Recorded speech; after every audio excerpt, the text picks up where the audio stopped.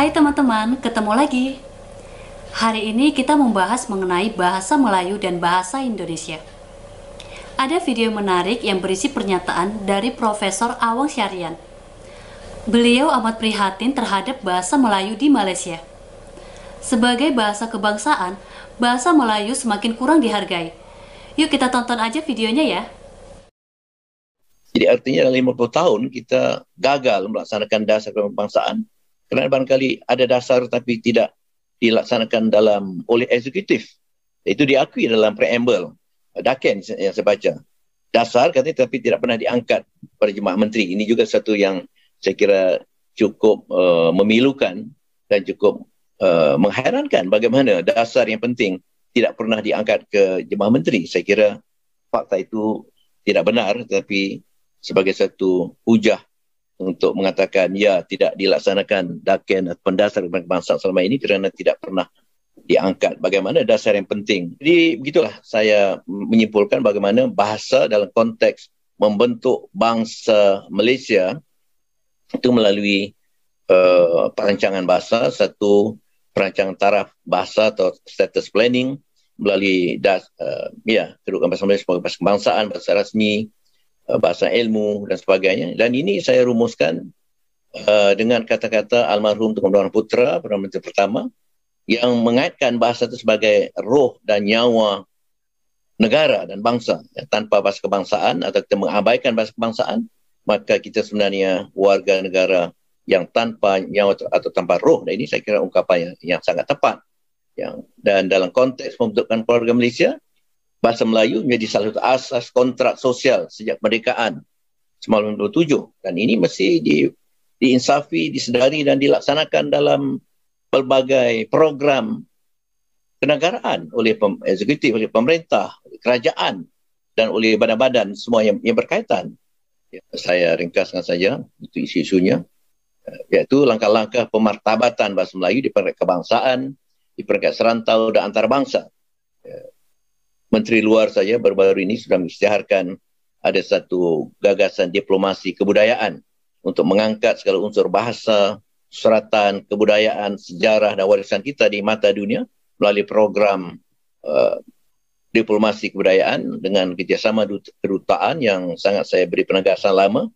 Indonesia berjaya dengan peranan tasib dan kebudayaan di kedutaan utama di seluruh dunia, sehingga program BIPA sebagai contoh, bahasa Indonesia untuk penutur asing sudah walaupun belum mencapai tahap seperti yang British Council dan MASI dan sebagainya, tetapi sudah sangat dikenal di seluruh dunia kerana ada program secara sedar oleh pemerintah Indonesia. Tetapi kita tak apalah walaupun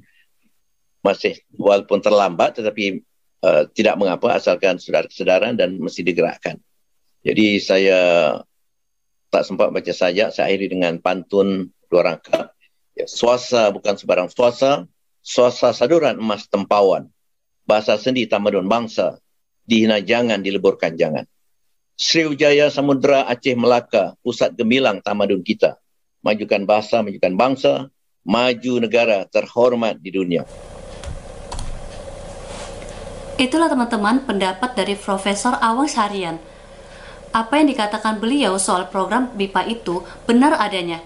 Program Bahasa Indonesia bagi penutur asing ini lumayan berhasil dan semakin banyak peminatnya. Kini semakin banyak negara yang ingin belajar bahasa Indonesia. Ada video menarik mengenai hal ini. Kita simak ya teman-teman. Bahasa Indonesia statusnya sebagai bahasa negara pada tanggal 18 Agustus 45 dinyatakan dalam Undang-Undang Dasar 45. Sedangkan bahasa Melayu itu adalah salah satu dari 718 bahasa daerah yang ada di Indonesia. Nah, jadi kalau bicara tentang ini bahasa yang mana sih? Kita tentu bahasa negaranya bahasa Indonesia. Dan yang kita ajarkan di melalui program BIPA, Bahasa Indonesia untuk Penutur Asing, itu adalah bahasa Indonesia, bukan bahasa Melayu yang kita ajarkan. Ini Mas Fahmi, kemudian Prof. Arono mungkin juga sudah hafal ya, sudah tahu persis. Saat ini kita punya kerjasama dengan mitra-mitra kita di luar negeri di 50 negara. 50 negara. Jadi sudah berkembang begitu luas ya, dan catatan kami yang sedang belajar BIPA secara aktif di 50 negara ini ada 143.000 penutur bahasa asing yang sedang belajar bahasa Indonesia, dan kami dibantu oleh sekitar 428 lembaga di 50 negara itu. Oke, begitu. luar biasa. Itulah bahasa Indonesia yang sudah berkembang maju melebihi melebihi akar budayanya bahasa Melayu. Begitu. Oke, baik. Nah, mungkin nggak sih Profesor bahwa bahasa Indonesia ini menjadi bahasa internasional seperti bahasa Inggris seperti itu? Ya,